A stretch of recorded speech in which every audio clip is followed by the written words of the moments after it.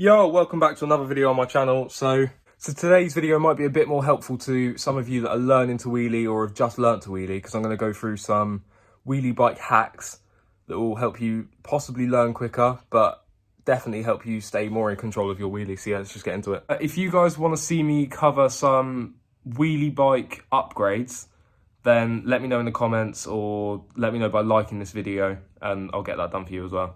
So I'll start with possibly the most obvious one, like visibly obvious one, is tilting your seat. I know a lot of you probably look at a tilted seat and think, oh, well, that's just uncomfortable and stupid, but we don't tilt them for no reason.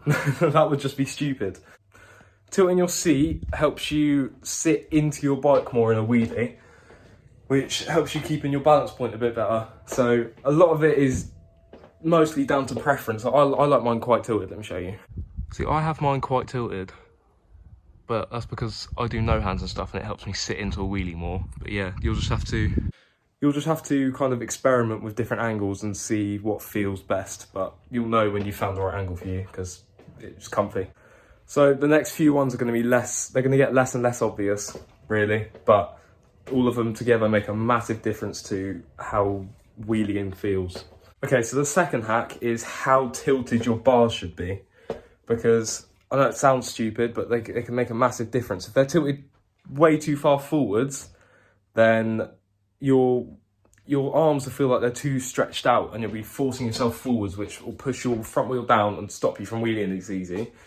Whereas if you have them tilted back too far, it makes your arms feel like you're right in like this, which it's just not comfortable and it's not good. So you kind of want to have your bars, you want to have them so like most bikes come with riser bars, and you want to make the most of that rise. So you can see mine are quite tilted forward. Look, too far back is uncomfortable and too far forward is uncomfortable. So it's another one you'd have to play around with, because obviously some people's arms aren't as long as others and you might like it further back and some people might like it further forwards, but all of these little adjustments really do help. Third hack is tyre pressure. Now, if you have your tyres too squishy, you bounce around, you lose speed easier, you can't turn corners, you can't do swerves if you're learning to do other tricks. So I ride my tyres quite hard. I ride around between 50 and 60 PSI. I think I'm on 55 PSI on the front and 40 on the back. But it lets you carry speed so much easier. You can carry your speed so much easier, you can turn corners, you can do your swerves, it makes everything so much easier. So the more air that's in your tyre, the less give your tyre has, so you can stay in control of what your bike is doing. The fourth thing that you probably wouldn't expect is brake and shifter positioning, which can have a massive difference, because much like the bars, if your brakes and shifters are too far, too up and too level, it can feel like you're getting pushed away from the bars when you're wheeling. But if you have them tilted round, it feels like you're clinging onto the bars. You have more grip on the bars whilst you're using the brake, because at the angle you wheelie, it feels like you're pulling down on the bars, which it helps you keep it helps you hold the wheelie easier. Let me show you mine quick. So you can see my back brake is almost straight down, and my front brake is closely the same, and my shifter is as well. So just have to play around with it and see what feels good for you. The fifth thing is seat positioning. So not only can you tilt your seat, but you can move it closer and further away along the rails. Now, if you're smaller, you might want it further forwards because it'll just make it feel comfortabler. But if you're huge, lanky and tall like me, then you'll want your seat probably quite far back to keep the wheelies feeling comfortable. And like tilting a seat, it's as simple as undoing the bolts and sliding it along your seat rails.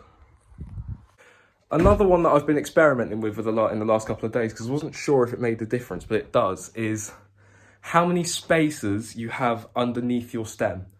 Now, more spaces underneath will push your balance point down, sometimes making it a bit difficult to keep the wheelie up. But if you have less spaces underneath, it brings your balance point up, and I feel like you can keep a wheelie easier and do certain things easier.